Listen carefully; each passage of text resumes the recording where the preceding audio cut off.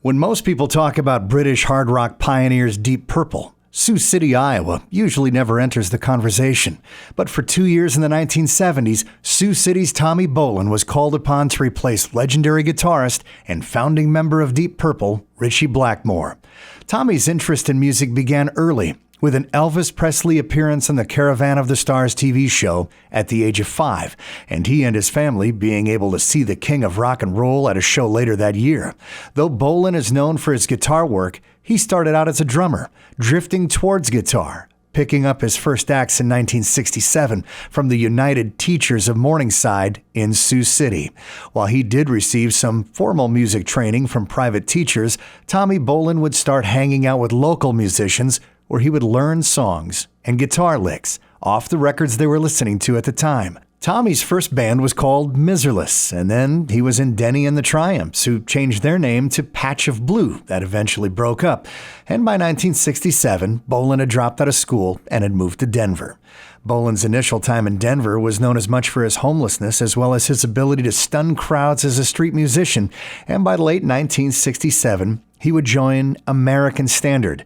That would be the house band at the Family Dog in Denver, a show hall affiliated with other venues in the nation at the time, where the band would be the opening act for the top bands on the circuit. Tommy would use this as his launching pad to Zephyr, where he would begin working with established producers to develop his sound. Until 1971, he left Zephyr and formed Energy, a jazz rock fusion band that would continue until 1973. And then it happened. While still at the young age of 22, Tommy Bolin was asked to replace guitarist Joe Walsh in the James Gang. Tommy's acceptance by the band was first based on Joe Walsh's recommendation, but his 15-minute live audition convinced the band to hire him, and the band would go to work, recording Bang. That would include the hit Must Be Love that charted in 1973, and would record another album, The James Gang, Miami, in 1974, before leaving the band to focus on his solo career, and another side project, Moxie.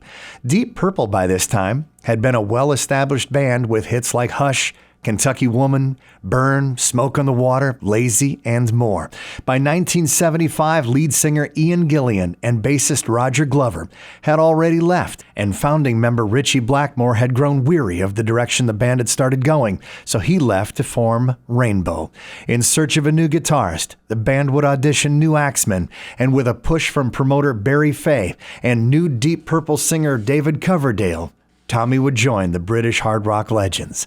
Tommy would stay with Deep Purple until the band broke in 1976, and he would go back to work as a solo career artist, where in December of that year, Tommy would succumb to a heroin overdose at the age of 25.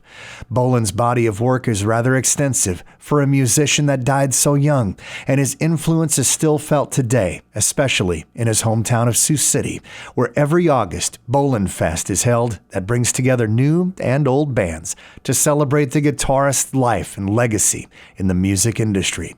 While Tommy Bolin's life is a cautionary tale of resisting life's demons, it's also a good reminder that no matter where you come from, follow your dreams, and you can too reach the pinnacle of success.